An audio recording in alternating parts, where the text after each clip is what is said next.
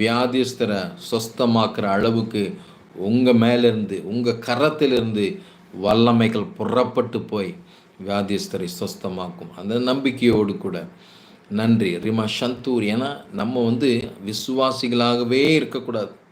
தேவனுக்கென்று வைராக்கியம் உள்ள பாத்திரமாய் எழும்பணும். ஆண்டவர் சொல்கிறாரு, என்னை விசுவாசிக்கிறவர்களால் ஆகும் அடையாளங்கள்.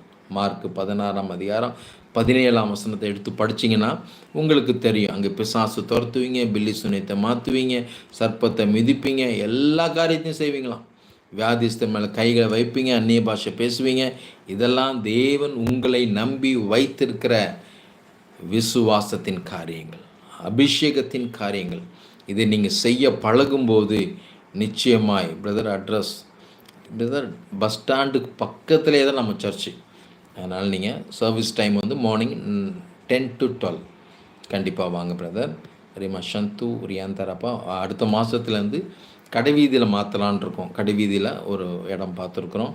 கர்த்தருக்கு சித்தமான ஆகஸ்ட் மாதத்துலேருந்து வெள்ளக்கோயிலில் கடைவீதியில் நம்ம ஆலயம் செயல்படும். எல்லோரும் வாங்க, தேவ வல்லமையை பெற்றுக்கொள்ளுங்க, தேவ அபிஷேகத்தை பெற்றுக்கொள்ளுங்க, விடுதலையோடு செல்வீங்க. நிச்சயமாக உங்களை கர்த்தர் அழைத்ததற்கான நோக்கத்தை நீங்கள் அறிந்து கொள்வீர்கள். அதுதான் எங்கள் ஊழியத்தின் மீது தேவன் வைத்திருக்கிற அபிஷேகம். ஜெபித்து கொண்டே இருப்பது எங்கள் நோக்கம் அல்ல. இந்த நிகழ்ச்சியெல்லாம் எதுக்குன்னா, நீங்கள் எல்லாம் வல்லமையாக எழும்பணும், நீங்கள்லாம் ஆவியில் பலப்படணும்.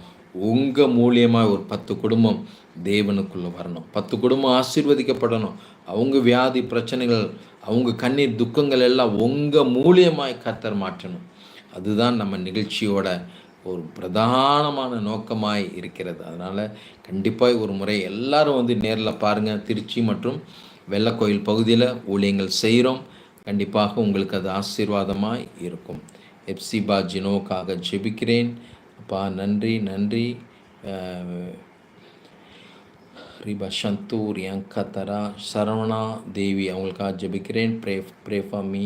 மளிகை வெஜிடபிள் ஷாப் வச்சுருக்கிறோம். நவ் அவர் திங்ஸ் இல்லை 40 lakhs கடன் ப்ராப்ளம் ப்ளீஸ். கண்டிப்பாக பிரதர், உங்களுக்காக நான் ஏற்கனவே ஜெபிச்சிருக்கேன்னு நினைக்கிறேன். கர்த்தர் நிச்சயமாய் சூழ்நிலைகளை மாற்றுவார். அதே போல் பேபியா மேபி ஏதோ ஒன்று போட்டிருக்காங்க, அபின்னு நினைக்கிறேன். I think please pray for me.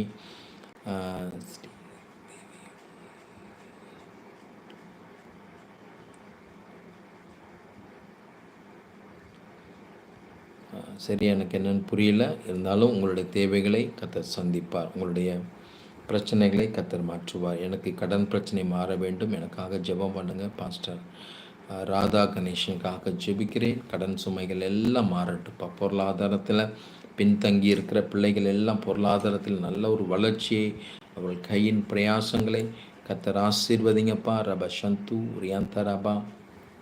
நன்றி நன்றி நன்றிப்பா.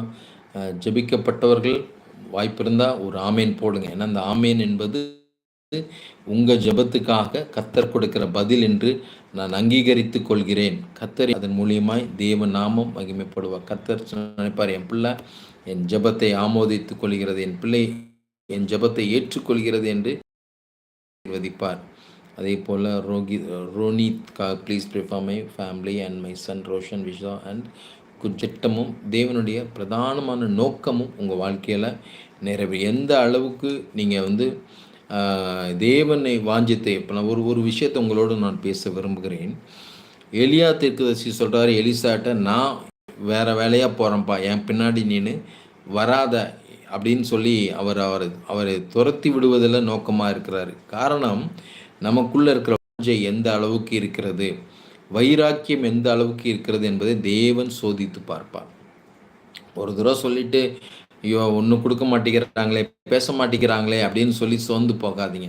தொடர்ந்து நீங்கள் எந்த அளவுக்கு வைராக்கியமாய் தேவனை தேடுகிறீர்களோ, அதனால் குறிப்பிட்டு தேவனால் அபிஷேகம் பண்ணப்பட்ட தேவ மனிதர்களை நீங்கள் தேடும்போது தேவன் அவர்கள் மூலியமாய் பேசுவார். ஆமீன். பேசுவது நான் அல்ல, பேசுவது எல்லாம் ஆண்டவராகிய இயேசு கிறிஸ்து. நான் அடிக்கடி சொல்வேன், மனுஷனுக்குள் இருப்பதை அவர் அறிந்திருக்கிறபடியால் மனுஷனை குறித்து ஒருவரும் அவருக்கு சாட்சி கொடுக்க வேண்டியதாய் இருக்கவில்லை. எல்லாவற்றையும் அறிந்த தேவன். நீங்கள் சொன்னாலும் நம்ப மாட்டார், நான் சொன்னாலும் நம்ப மாட்டார். எல்லாருடைய இருதயங்களையும் அறிந்த தேவன்